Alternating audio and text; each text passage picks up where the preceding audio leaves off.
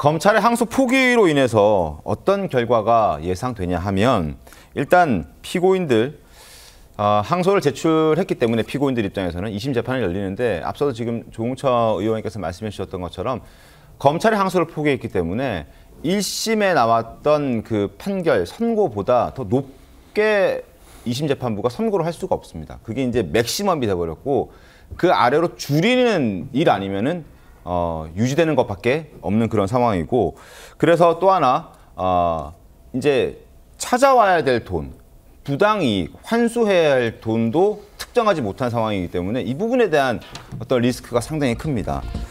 지금 김만배 구형은 징역 12년 했는데 1심 선고 8년 나왔고요. 구형 추징금이 6,112억 원이었는데 1심에서는 뭔가 증거가 부족하다는 이유로 추징금이 428억 원입니다. 그럼 결국 5천억 이상을 환수하지 못하는 상황이 된 것이고 남욱 역시 마찬가지로 추징금이 1,011억 원인데 선고는 추징금이 아예 없잖아요. 그러면 저 돈 다 찾을 수가 없는 상황이 된 겁니다. 정영학도 마찬가지로 추징금이 647억 원인데 없는 거라 1심 선고에서는 저 돈 다 찾을 수 없고요. 그러니까 결국에는 거의 6천억 이상의 돈을 7천억 가까운 돈을 환수하지 못하는 그런 상황이 발생한 겁니다. 자, 이것도 다퉈볼 필요가 충분히 있는 건데요, 그죠? 아니, 지금 일단 항소 포기하면은 네. 1심 판결의 캡이 딱 씌워지는 거죠. 금방 네. 앵커 설명하신 대로 그 위로는 못 가고 그 밑으로 가는데요. 피고인들이 제일 행복하게 되는 거죠. 돈도 챙겨. 네. 그리고 이제 뭐 감옥에서도 뭐 아프다고 그러고 뭐 갖가지 이유를 대가지고 뭐 구속집행정지 뭐 이런 거 신청하면은 공식적으로 탈옥이 되는 거예요. 합법적으로. 그래가지고 밖에서 돈이 지금 10분의 1밖에 지금 선고가 1심 선고가 안 나왔기 때문에 네네. 5천억 이상의 돈이 지금 생기는 겁니다. 그러니까 얼마나 행복하겠어요. 일단 피고인들 뭐 대부분이 다 행복하게 될 건 문제인데 제가 여기서 또 하나 지적하고 싶은 것은 이 수사검사하고 1심 공소유지 검사들입니다. 지금 민주당의 어제 김병기 원내가 얘기하는 대로 보면은 국조해야죠, 특검해야죠, 청문회 해야 되잖아요. 네. 그러다가 추미애 법사위원장 가만히 있겠어요? 추미애 법사위원장도 뭐 해가지고 뭐 혼내겠죠. 네. 그러면은 그리고 법무부나 대검에 이런 억지 기소, 강압 수사했다고 지금 남욱 변호사가 얘기하는 거 보면 피고인들이 지금까지 조용히 있다가 갑자기 강압 수사했다고 지금 그러잖아요. 이렇게 따지면은 공소 취소의 여건이 지금 만들어지는 겁니다. 네. 그러면 검사들은 어떻게 되겠어요? 검사들은 피조사자가 되고 피의자가 되는 겁니다. 그리고 뭐 사표 내기 전에 뭐 하여튼 검사를 더 이상 할 수 없는 거고요. 네. 2심 공소유지 검사들은 따로 나오겠죠. 네. 따로 선임이 뭐 임명이 되겠죠. 그러면 이 사람들은요, 만약에 이렇게 정치권이 난리치고 매일 청문회하고 특검하고 뭐 이러면은 1심이 잘못됐다, 수사가 잘못됐다는 것 반성하고 사과부터 하고 공소유지에 들어가야 되고요. 무죄를 구형해야 될지도 모릅니다. 지금 피고인들은 행복하고 네. 검사들은 지금 피의자 신세가 될 직전에 있는 거예요. 네. 지금 일이 이렇게 되는 겁니다. 그래서 2심 재판 제대로 굴러갈 리가 없고 나머지 지금 수뇌부가 하고 이제 받아야 되는 다른 재판들 있잖아요. 네네. 다른 재판도 다 영향을 받죠. 법률적, 정치적으로 영향을 받아서 대장동 재판은 이제 사실상 종쳤다고 봐야 됩니다. 정말 그런 건가요? 일단 돈 얘기부터 좀 더 해보겠습니다. 야당에서도 지적이 나왔습니다. 대장동 일당에게 범죄 수익을 거둬들이기는커녕 오히려 수억 원대 돈을 만들어서 돌려주게 생겼다라는 지적입니다. 주진우 의원 목소리 한번 들어보시죠. 그러니까 이번 항소 포기는요, 국고에서 돈을 훔쳐다가 김만배 주머니에 찔러준 격이에요. 실제 김만배의 재산이 국가가 묶어놓은 재산 800억 중에서도 최대 428억 원만 가져올 수 있으니까 나머지 차액인 370억 정도는 바로 김만배한테 줘야 되는 겁니다. 자, 검찰의 항소를 포기하는 바람에 추징금도 대장동 일당에게 돌려줄 수밖에 없는 상황이 됐다. 라는 이제 지적들입니다. 구자일 변호사님 어떻게 보셨습니까? 그러니까 이 부분만 가지고도 항소를 했어야 되는 거죠. 그래서 네. 아주 큰 문제입니다. 이게 이런 식으로 항소를 포기해서 풀어져 버리면은 이걸 민사소송으로 어렵게 찾아야 되는데, 민사소송이라는 건 변호사 역량 따라서 투입되는 돈에 따라서 결론이 바뀔 수 있어요. 그건 그리고 원래 또 그래요. 형사 재판이 다 끝나야 민사소송 할 수 있는 거죠. 그렇죠. 이재명 그래서 대통령의 재판은 또 멈춰 있는 상태니까. 그렇습니다. 그래서 1심 판결의 이 추징에 대해서 판결한 부분을 보면은 민사소송이 굉장히 어렵고 추징이 네. 어려운 사정을 고려해서 내가 400억 원대라도 추징을 한다라고 판결을 했어요. 심히 곤란한 상황이다. 특히 이재명 대통령에 대한 사건은 멈춰 있기 때문에 그 이후에 민사소송이 진행돼서 추징까지 가는 이 과정은 민사소송에서 기대하기 어렵다. 그래서 이 판결에서 추징을 이렇게라도 선고를 한다라고 했던 건데, 그러면 항소심 가가지고는 더 어렵죠. 그리고 추징 보전이라는 게 일단 묶어놓는 거잖아요. 네. 근데 지금 1심에서 인정된 금액 이상에 대해서 올라갈 수 있는 가능성을 스스로 포기해버렸기 때문에 그 이상의 돈에 대해서 이제 풀어달라고 하면 풀어줘야 됩니다.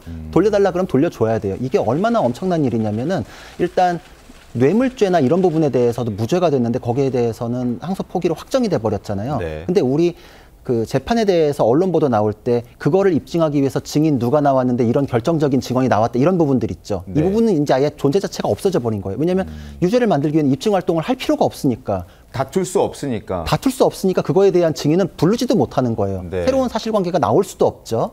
추징에 대해서도 더 이상 보전을 위해서 노력하는 거? 아니, 가능하지가 않은데 그 부분은 그냥 달라면 줘야 돼요. 그리고 이게 또 어떤 문제가 있냐면, 제가 예전부터 이 사건에 대해서 얘기했을 때 유동규는 말을 이제 바꿔가지고 진실을 얘기하기 시작했는데 김만배는 왜 버틸까요? 라는 질문을 받았을 때 돈 때문에 그렇습니다.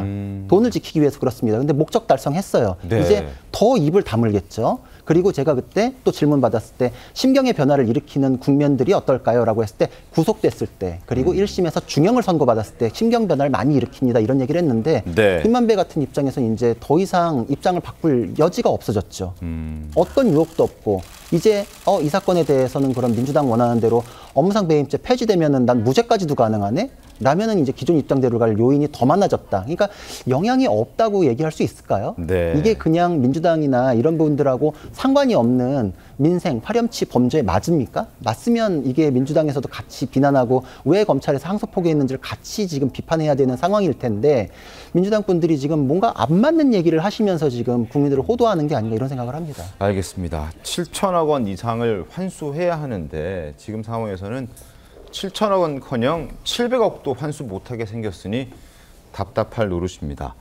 자, 그런데 앞서 신경민 의원께서 대장동 재판은 이제 끝났다라는 말씀도 해주셨는데 어떻게 좀 이걸 봐야 되겠습니까? 일단 이재명 대통령과 정진상 실장은 따로 지금 재판을 받고 있는데 이재명 대통령은 멈춰 있고 정진상 실장은 따로 진행하고 있습니다. 뭐 지금 5인방과는 이제 별개의 문제긴 한데 여기에서 1심에서 검찰이 항소를 포기하는 과정에서 여기까지 영향을 주는 것 아니냐, 이재명, 정진상 실장의 재판까지 영향 주는 것 아니냐라는 문제 제기도 지금 야권과 법조계에서는 나오고 있습니다. 그런데 민주당은 아니다, 무관하다라고 얘기를 하는데 정말 무관한 것인지 지금부터 얘기해 보겠습니다. 일단 국민의힘과 민주당의 목소리 들어보시죠. 이번 항소 포기 결정은 피의자 이재명 대통령 공소 취소 빌드업의 1단계 작업으로 이해됩니다. 1심 법원이 이재명 대통령과 대장동 사건은 아무런 관련성이 없다라고 명확하게 선을 그었습니다. 이재명은 무죄입니다. 정치공작범 검찰이 유죄입니다. 법원은 이재명 당시 성남시장과 대장동 일당이 전혀 무관하다는 점을 공식적으로 확인해 주었습니다. 이재명 대통령에 대해서 업무상 배임 혐의를 묻는다는 것 자체가 어불성설이 된 상황이 됐죠. 자, 앞으로 어떻게 될까요? 조홍천 의원님, 지금 이번에 검찰이 항소를 포기한 게 다른 재판이긴 합니다만 이재명 대통령과 정진상 실장 재판에도 영향이 있습니까? 어떻게 됩니까? 아까도 잠깐 말씀드렸습니다만 이게 뭐 3심까지 치열하게 다퉈가지고 대법원에서 확정된 그런 게 아니고 가다 말고 갑자기 항소 포기해가지고 하급심에서 1심에서 인정한 사실대로 일단 확정이 되게 됐잖아요. 네. 그래서 이 대법원 확정 판결처럼 네. 기속력까지는 없을 겁니다만은 네. 그래도 여기와 완전히 벗어나는 그런 판결을 하는 거는 아마 대단한 노력이 필요하거나 아니면 사실상 불가능하지 않을까 네. 여겨집니다. 아까도 잠깐 말씀드렸습니다만은 어쨌든 이 428억인가요? 네. 김만배로부터 유동규가 받았다고 하는 돈, 그걸 뇌물죄로 의율해가지고 기소를 했는데 네. 재판부가 그거는 배임 행위의 후속 조치에 불과하지 그게 별도로 구속요건에 해당되지 않는다라고 해서 뇌물이 무죄가 됐어요. 네. 이게 어쨌든 이 대장동 일당들과 성남시 수뇌부 네. 사이를 연결해주는 가교 역할을 이 뇌물이 했다고 저는 보는데 이 연결고리가 끊겼습니다. 그래서 수뇌부한테 가기가 더 힘들어졌고 그다음에 사실 배임을 인정을 하긴 했는데 무슨 배임을 인정했냐? 김만배가 화천대유 돈으로 유동규한테 준 거 그거만 업무상 배임으로 인정을 했어요. 네.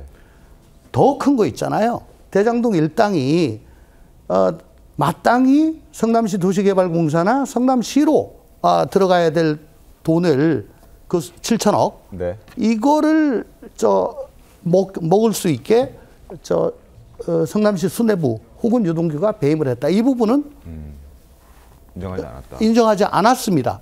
그러니까 요게 이제 제일 큰 거고요. 네. 그 다음에 이해충돌방지법이 무죄가 되는 바람에 사실 많은 돈을 추징할 수 있는 근거는 이해충돌방지법이었거든요. 네. 그러니까 이게 추징도 못하고. 네. 어쨌거나 이제는 검찰로서는 공격은 못하고 수비만 하는데 전전긍긍해야 되는데 그것도 한 점도 안 되기 때문에 뭔 일을 할 수가 있겠습니까? 저는 그 노만석 차장 직무대행이 네. 저번에 검찰 그 해체할 때도 거의 그냥 백기통화했잖아요. 네. 왜 저러고 계시나 모르겠습니다. 진나라 때 시황제가 죽고 난 다음에 조고의 꾀임에 넘어간 2세 황제 호해가 생각납니다. 알겠습니다. 자, 민주당 의견도 들어보겠습니다. 자, 일단 민주당에서는 지금 이렇게 국민의힘과 이런 주장들이 나가도 너무 나갔다. 이재명은 무죄다. 이재명 대통령과 그 재판에는 상관이 없다라는 그런 입장인데 장윤주 변호사님 의견 어떠십니까? 일단 1심 판결에서 물론 앞서서도 말씀드렸지만 이재명 대통령의 관여 여부가 이 판결의 대상 자체가 아니거든요. 그렇기 때문에 항소가 실제 이루어졌다라고 한들 그러니까 검찰이 항소를 했다라고 한들 거기에서 이재명 대통령의 관여 여부가 다시 다루어질 가능성도 없는 그런 재판입니다. 이재명 대통령 사건 같은 경우에는 별도의 재판이 이루어지는 것이고 지금 현재 재판이 중단되어 있는 것이기 때문에 그래서 지금 이 검찰의 항소 포기 자체를 이재명 대통령 사건과 직접적으로 연관을 지어서 마치 대통령에게 유리하게 해주기 위해서 수뇌부에서 부당한 지시를 내린 것 아니냐 이런 정치적인 프레임을 거는 것 자체는 좀 잘못된 전제에서 입안한 그런 주장이라고 봐야 될 것 같고요. 그렇기 때문에 민주당도 지금 김병기 원내대표를 필두로 해서 관련해서 상설특검도 하자고 하면 할 마음이고 특히나 관련해서 국회 차원에서 들여다볼 문제는 들여다보겠다라고 하고 있기 때문에 관련된 검증을 통해서 투명하게 보면 될 거라고 생각합니다. 알겠습니다.